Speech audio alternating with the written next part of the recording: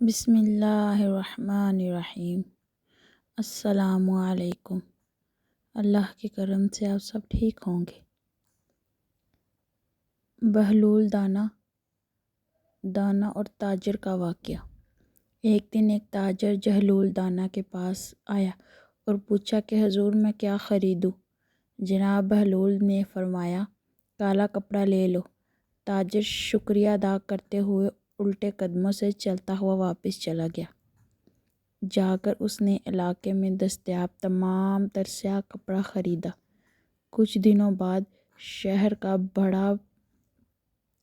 بہت بڑے آدمی کا انتقال ہوا۔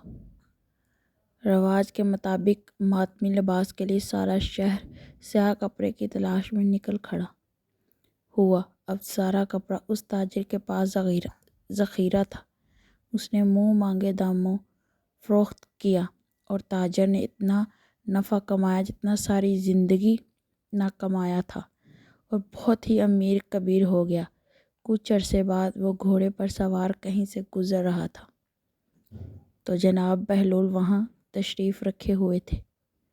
وہ وہیں گھوڑے پر بیٹھے بے ادبی سے بولے، اوئے دیوانے، اب اس بار کیا لوں؟ بہلول نے فرمایا تربوز لے لو۔ وہ تاجر بھاگا گیا اور ساری دولت سے پورے ملک سے تربوز خریدے۔ ایک ہی ہفتے میں سب خراب ہو گئے اور وہ کوڑی کے محتاج ہو گیا۔ اسی خستہ حالی میں گھومتے پھرتے اس کی ملاقات جناب بہلول دانا سے ہو گئی تو اس نے کہا، یہ آپ نے میرے ساتھ کیا ماجرا کیا؟ تو جناب بہلول دانا نے فرمایا، یہ میں نے بلکہ تیرے لہجے اور الفاظ نے سب آپ سے کیا۔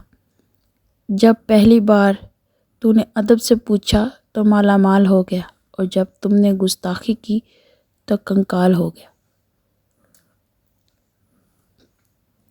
اس لیے کہتے ہیں کہ ادب بہت بڑی چیز ہے، اور ادب احترام سے کیے کہ اجر اچھا ملتا ہے، اور گستاخی کرنے سے انسان سب کچھ گنوا دیتا ہے۔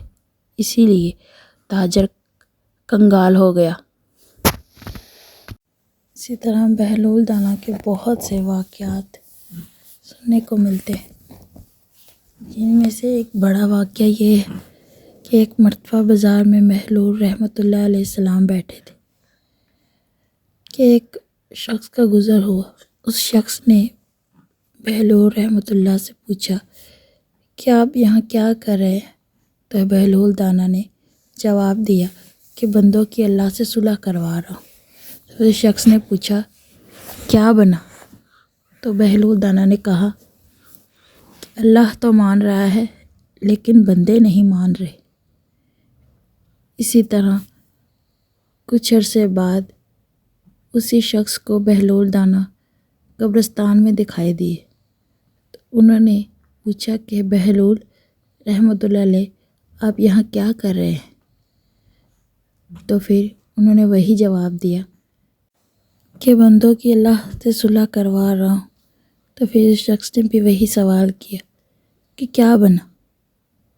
پھر تو بہلول دانا رحمۃ اللہ علیہ نے کہا کہ آج بندے تو مانتے ہیں لیکن اللہ نہیں مان رہا۔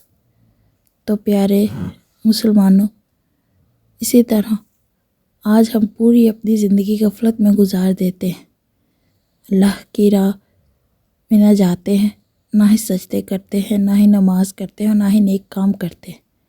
پھر وہی جب ہم بوڑھے ہو جاتے ہیں، مر جاتے ہیں، تو ہم کچھ بھی نہیں کر سکتے۔ پھر ہم وہ تمنا کرتے ہیں، خواہش کرتے ہیں کہ ہمیں ایک بار زندگی میں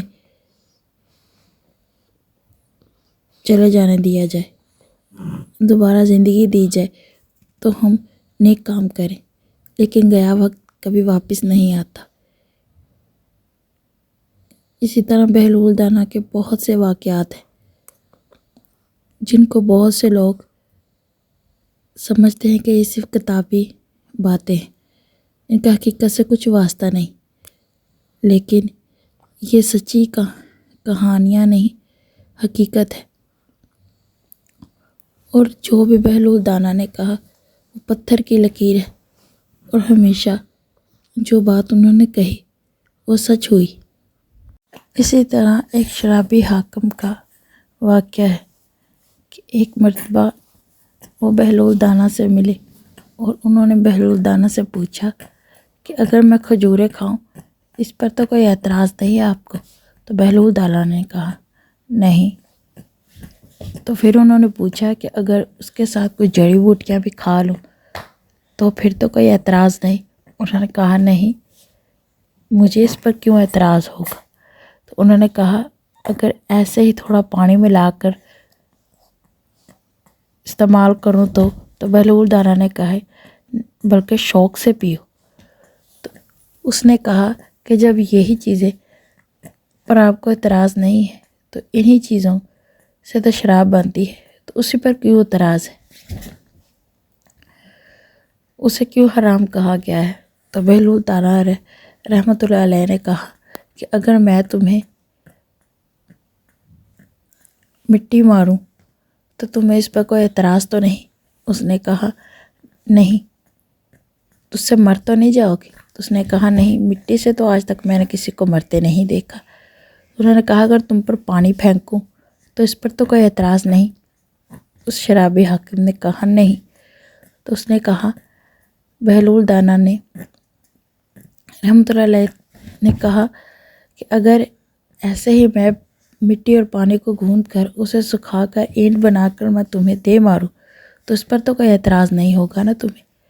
تو شرابی حاکم نے کہا نہیں، آپ تو ایسے مجھے قتل کر دیں گے۔